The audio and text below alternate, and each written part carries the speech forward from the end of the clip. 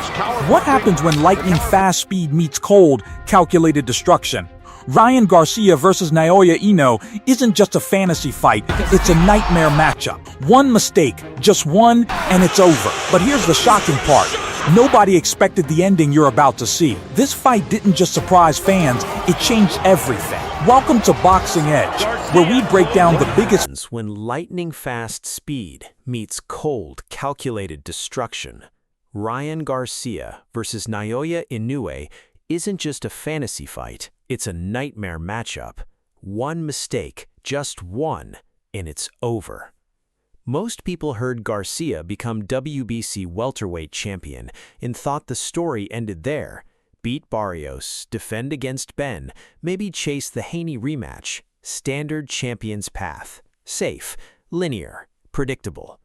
They missed the plan entirely because Ryan Garcia has been building toward one specific destination that has nothing to do with the welterweight division, a fight that Garcia has already called for, publicly, on the record, multiple times. A fight that Naoya Inoue himself has acknowledged is real by saying 3 words that no journalist has properly followed up on. I will discuss. Ryan Garcia versus Naoya Inoue in Japan at super lightweight, on the biggest pay-per-view stage boxing has ever constructed between East and West. And the secret is this: Garcia has already told you this is coming. He has laid out every piece of the plan in post-fight interviews, in social media call-outs, in the way he talks about conquering one division and then the next. The world just was not listening carefully enough. This video is going to fix that. Before we get to the plan, you need to understand what Garcia is actually building toward and why Inoue is the specific target. Because the assumption from the outside is that this is just internet trash talk, 2 fighters going back and forth on social media because it generates clicks. The Inoue call-out gets lumped in with everything else Garcia posts and dismissed as noise. It is not noise, it is strategy. I am the best fighter in my division right now. I will say that. And when I'm done conquering this division, I'll conquer the next one, and the next one. And then my accomplishments will speak for themselves. That statement has a specific architecture. Conquer welterweight, then the next division, then the next. Garcia is not talking about moving up to 154 and chasing a Canelo fight for the money. He is talking about moving down, back toward 140, back toward the weight class where Inoue is building his own ascent. Because Garcia at 146.8, the weight he walked into the Barrios fight at, is a completely different physical proposition than Garcia compressed into 135. He is a large 140-pound fighter. He is a natural welterweight. And Inoue, currently the undisputed junior featherweight champion, is on a collision course with 130, then 135, then potentially 140, as he continues his own divisional climb. The trajectories are pointing at each other. Garcia has seen it, and he has said so in language that could not be clearer. On Instagram, what if one day we fight at 140? I'm talking about future. We'll do it in Japan. It will be huge. Mark my words, if it somehow plays out that way, that fight would be one of the biggest pay-per-views of all time. And when Inoue posted that Japan is the home of the lightweight division and dared American fighters to come face him, Garcia replied in one sentence: respect. I'd come to Japan to fuck your little ass up. That is not trash talk. That is a territorial declaration. Garcia is telling Inoue that his size, his speed, and his left hook are not scared of the pound-for-pound rankings. And Inoue, to his credit, did not dismiss it. Decides it all. Ishan, like Inoue, amazing fight. Yeah, he's a good fighter, and I hope that he will accomplish in different weight division also. Yeah, probably will. Such a quality fighter. Ryan Garcia is another name, guys. You said it. You said sure. you guys That's have a gone big back one, and too. forth Yes. online. Is that That's a just big talk, or is that an actual target in your mind in the near future? No, I mean, look, my thing is this. I come from the school, my dad taught me if you disrespect me, I'm going to disrespect you to the 10th fold. Okay. So I'm a cool, respectful guy. And at the end of the day, it is what it is. Like, if you want to throw shots at me and my fight and the referee, whatever the case may be, if you don't like the color of my socks, whatever, look, I understand sometimes, my career, because of the attention and everything else that's going on, my career is on a microscope, you know, and it is what it is. And the same thing was for Ryan Garcia when he was coming up. So at the end of the day, I feel like that fight is Boxing fans, imagine this. Lightning fast superstar Ryan Garcia stepping into the ring against the unstoppable knockout machine Naoya Inoue. Speed. He's a good fighter, and I hope that he will accomplish in different weight division also. Inoue is not laughing it off. He is acknowledging it. Different weight division. That is a man who has seen Garcia's trajectory and is keeping the door open. 3 words he gave to Ring Magazine go even further. I will discuss.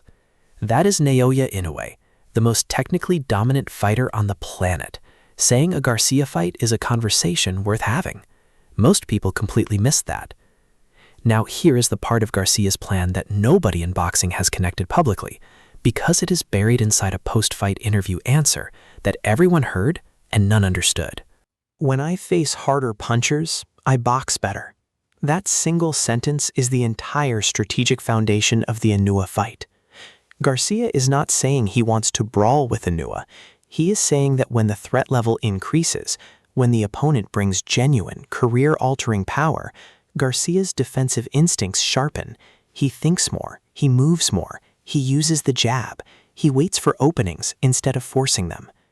Inoue is the ultimate test of that claim, not because Inoue has one dangerous punch, but because Inoue is dangerous from every range, with both hands, to the head and the body, in the early rounds and the late ones. He is the complete offensive package, the most technically complete fighter alive. And Garcia, by his own analysis, in his own words, boxes his best when he is forced to respect the threat. Nobody has had to respect a threat the way they would respect Naoya Inoue. That is the fight that would show the boxing world whether Garcia's claim is real. Known for devastating body shots, elite timing, and ruthless efficiency, Inoue dominates opponents with calculated aggression. His footwork is compact, his defense responsible, and his finishing instincts clinical. Moving through multiple weight divisions while collecting world titles, he has earned global respect. Inoue does not waste punches. Every combination carries intention, precision, and fight-ending potential. Ryan Garcia represents a completely different type of boxing superstar. Blessed with lightning-fast hands and explosive left-hook power, Garcia combines athleticism with mainstream appeal. His massive online following brings millions of casual viewers into the sport. Garcia thrives on speed and momentum, often overwhelming opponents early. While critics question his defensive discipline, his offensive sharpness and timing remain dangerous. When Garcia lands clean, fights change instantly, making him one of boxing's most unpredictable. The breakdown there tells you exactly why this fight is not as simple as Inoue destroys Garcia in 3 rounds. Because Garcia has something that none of Inoue's previous opponents have brought at the weight Garcia would enter this fight. Size, reach, and a left hook that travels faster than the human nervous system can fully process. Inoue's body attack, the thing that has broken down every opponent across 4 divisions, requires inside positioning, compact distance, punching from close range to the ribs. And Garcia at 140 pounds, 6 feet tall with a naturally long frame, creates an entry problem for Inoue that no fighter in his career has presented. Getting inside against a larger, faster opponent who carries finishing power in both hands is not the same problem as getting inside against a same-sized fighter. Garcia's reach changes Inoue's entry math fundamentally. That does not mean Garcia wins, but it means the fight is not the mismatch the pound-for-pound ranking would suggest. Bernard Hopkins called it a statement, and Hopkins has been inside championship fights against elite opposition his entire career. He knows the difference between a man winning and a man demonstrating something. What Garcia demonstrated against Fortuna was not just power, it was setup. The body hook disguised as a headshot. The patience to let the opening develop rather than forcing it. The ring IQ that makes the speed dangerous at an elite level rather than just at a lower tier one. That is the Garcia that Inoue has not seen, not the social media version, not the emotional, unfocused version. The version that sets traps, reads patterns, and punishes the wrong guess with a left hook that arrives before the nervous system can issue a response. Fact cannot be ignored. Garcia's commercial reach in the United States, combined with Inoue's dominance in Japan, creates a powerful international pay-per-view market. Broadcasting rights. The business case for this fight is the part that turns it from a fantasy into a real negotiation target. Garcia's commercial reach in the United States, his social media following, his mainstream crossover audience, his pay-per-view track record, combined with Inoue's absolute dominance of the Japanese market, creates a pay-per-view pairing that no other matchup in boxing can currently match. Garcia versus Ben is a big fight. Garcia versus Inoue is a generational event. Two unbeaten trajectories, well, one unbeaten, one rebuilt, colliding at a neutral weight class, with the biggest audience in East and West boxing simultaneously tuned in. That is not a fight the sport can manufacture. That is a fight that has to happen organically. And it is happening organically right now, in public, through the social media exchanges and the post-fight interview declarations that most people are dismissing as noise. And massive fan bases. Maybe that was part of what happened.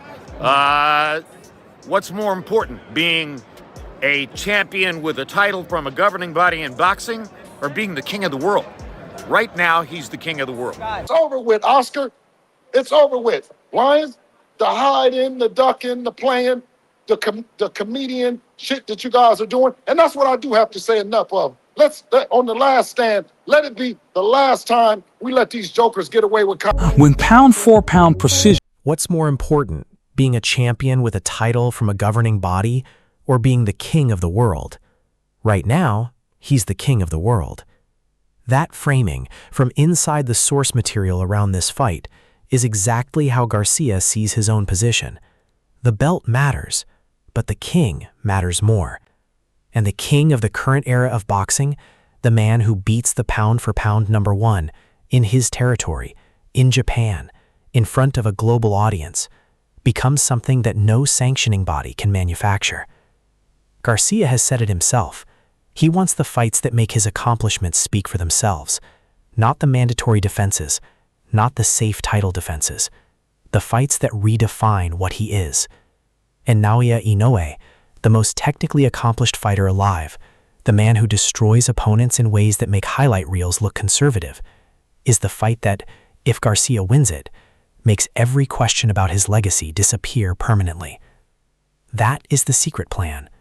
Not complicated, not hidden, completely visible to anyone paying attention to what Garcia has been saying since the Fortuna win, since the Barrios win, since every interview where he talks about conquering division after division until his accomplishments speak for themselves. He is building toward Inoue. The weight class, the geography, the narrative, the commercial logic, all of it points in the same direction. And Inoue, to his credit, is not running from it. He is watching, he is acknowledging, he is keeping the door open. When two fighters of this caliber both refuse to close a door, the fight happens. It is only a question of when. If you want to know exactly how this fight plays out round by round, and which specific moment decides who leaves Japan as the greatest fighter on the planet, that breakdown is the next video. Watch it now. Drop a comment. Does Ryan Garcia's size and speed advantage give him a real chance against Inoue? Or is the monster on a different level entirely?